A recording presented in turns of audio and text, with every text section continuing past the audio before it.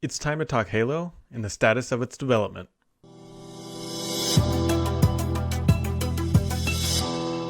Longtime subscribers of this channel will know that, well, I've been talking about Halo for a while, and actually I believe I might have been the person that scooped that they were going to originally announce it in 2018 at their E3 keynote, but here we are today to talk about some of the things that have been going on behind the scenes for quite literally years at this point that I've been hearing, because after what happened in July, where I talked about the game being split up, and then it got confirmed, and then denied, and then confirmed and denied, and that brings us to today. And so what I've done is I've gone back through a bunch of my notes that I've quite literally heard for more than a year to sort of summarize everything that I have heard up to this point. Now, I'm not going to start talking about future things and all that because it's not yet cemented and we're still learning about what Microsoft's path forward actually is at this point. But what I'm going to do is, while I'm talking, I'm going to roll three different videos. I'm going to roll the 2018 original announcement trailer. I'm going to roll the 2019, and then there's going to be the gameplay segment that we saw back in July, and I'm just going to talk over it. There's no audio. I'm not playing the music from it, just the trailers. And so let's just kick things off here, because we need to get into a time machine to somewhere around 2015. That is when Microsoft and 343 originally started going after what was then known as Halo 6. And so we start the journey there. And from that point, they decided, hey, we want this to be a launch title for the Xbox Series X. We're also going to build a brand new game engine, and we're also going to be making it for our next gen console and everything else in between. And so what they set themselves up for was an insurmountable challenge of not only building a game based on specs of a console that they didn't quite know, they also had to completely build a new game engine that will be targeting a console of specs that they do not know. And then they also set up the fact that they were giving themselves a hard deadline of holiday 2020. That was a really big, audacious goal that 343 and Microsoft sent out. And to do that, Microsoft opened up the checkbooks and has given them hundreds of millions of dollars at this point to help make that happen and fund this adventure here. And you can see the first video that we got where they started showing off, hey, what is this slip space engine capable of? They start talking about in-game footage here in the trailers too. And this was a highlight reel of just kicking off what is going to be known as Halo Infinite. And we can see some bright grass and dynamic colors and good lighting and everything else. And so this is what started all the hype for the Halo Infinite world. Walking right there with Master Chief and the helmet and the reflections and ray tracing, we assume, and everything else that they are bringing to the game. And then it dives right into some, just driving around and all that good stuff. And it really opened the doors and the floodgates to people getting hyped about Halo.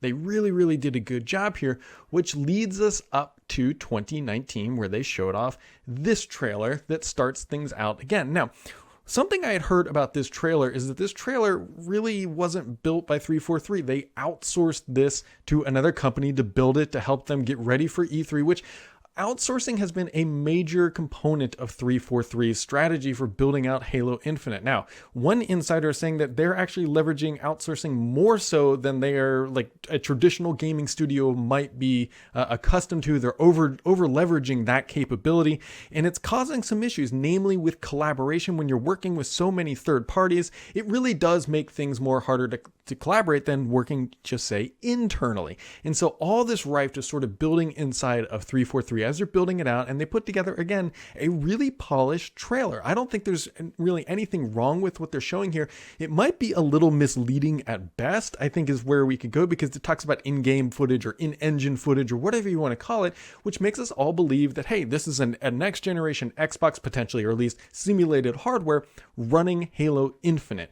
But it doesn't really sound like that was the case. It was more so that they took the engine and kind of made this thing possible. But again, they didn't know the full specs of what the Xbox Series X were going to be at this time. You got to remember, this is well more than a year ago, and they have to kind of wind back the clock to build this trailer many months before E3. So maybe that's where things got bad. I'm trying to give them the benefit of the doubt. But the reality is that this really wasn't like an in-house thing. This wasn't the game running and somebody behind the scenes controlling it. It was pretty much pre-rendered footage showing off what is technically capable of more of like a cutscene than what is actually capable of being in-game. And that is one of the problems is that a lot of people looked at this and said, oh my God, this is in-game footage based on some of the terminology they had used. Even right here on the videos, we're like, this is what we're going to see when Halo Infinite launches. Oh man, this is really, really going to be cool. People got again amped.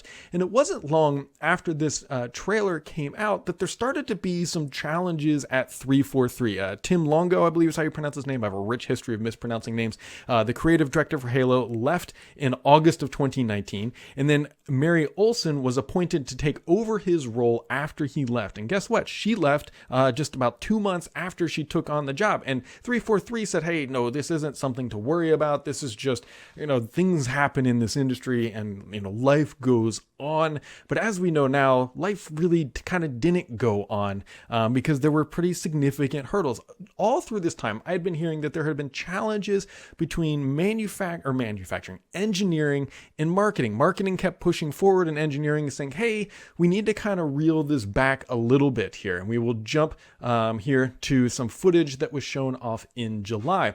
And engineering kept saying, hey, look, there's some serious challenges here. Now, I had first heard that 343 or Microsoft was considering splitting up single player and multiplayer, honestly, around like December, like somewhere around there, like late 2019 or early 2020. Now, that doesn't mean that was the definitive decision of, hey, we're absolutely going to do this. But that's when they started looking at their options, being like, look, guys, it's going to be really hard to hit that holiday 2020 release date with everything that we got going on. What can we do to actually make that happen? And those conversations started happening. Now, Phil Spencer confirmed that these conversations did happen and that the decision to actually do this was made not too long ago. And that I fully believe. They sat down and said, hey, here we go. We can't do this. How can we actually potentially get to the holiday ship? And they said, maybe we split it up. And then they made the good point that shipping multiplayer and single player separate doesn't really feel like a Halo game. And so they eventually made the inevitable decision to fully just delay everything until 2021,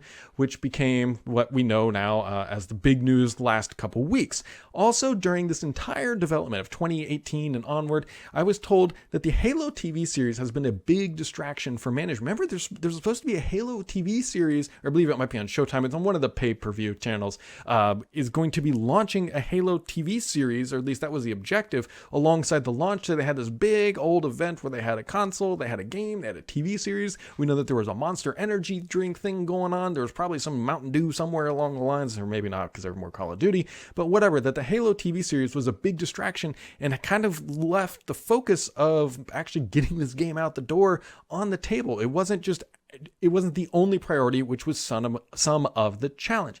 Now, there's some real other interesting and odd quirks that have been going on, and this again highlights the disconnect between engineering and marketing that I have been hearing out for a very long time.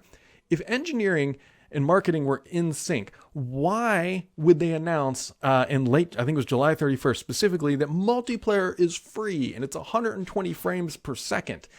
They made this big splash sort of just out of nowhere that Halo multiplayer was going to be free. It's going to be 120 frames per second. But why? Engineering at this point already knew. 343 management definitely knew that they were in serious danger of not shipping this game in full capacity this year. Why at the end of July did they start doing another marketing wave for the game if management knew, like, hey, this isn't going to happen. Phil's coming in like a week or two and we're going to make the final decision. Screw it. Let's just keep rolling the marketing footage and keeping the hype alive. And then it's just a bigger disappointment when they actually delayed everything. And so when you look at the full narrative of they had these really beautiful and crisp trailers starting in 2018, 2019, and then we get to Craig in 2020, it just kind of falls apart that the massive outsourcing inside of 343 to help push Halo Infinite forward is not working as planned. That's despite the fact that they said, hey, two people in a key placement inside the company, Tom and Mary, both left, and that's not going to change anything. And then there's these marketing issues.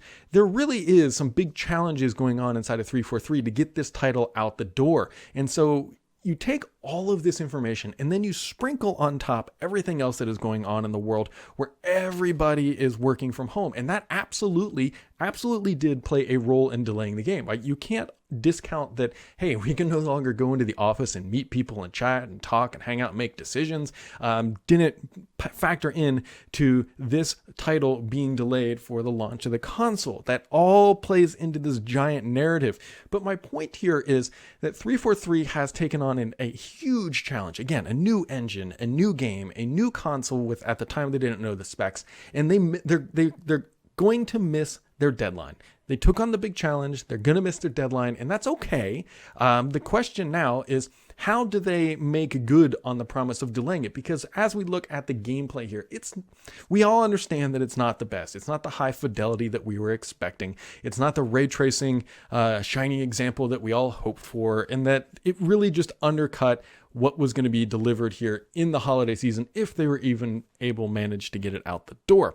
So my point here is, folks, that 343 has bitten off more than they can chew. Now they're trying to correct course to do this. They really are trying to correct course to do this, and delaying it to 2021 is absolutely the right decision. They have made the right choice, and now we have to watch carefully how they are going to approach getting this game out the door. Microsoft has invested hundreds of millions of dollars, if not more. I've heard that the number gets pretty high, and it's pretty scary when you think about what they're doing, trying to get this title to fruition, but it hasn't gotten there yet. And so I'm not trying to be a Debbie Downer on 343 or Halo Infinite for the matter. I'm just trying to bundle up everything that has led up to the point of the delay. And it wasn't just a single thing. It wasn't just everybody working remotely. It wasn't just the fact that they have used a significant number of third-party contractors. It's the whole scenario led up to the delay. And it's as we move forward with 343 and Halo Infinite, it's just going to be,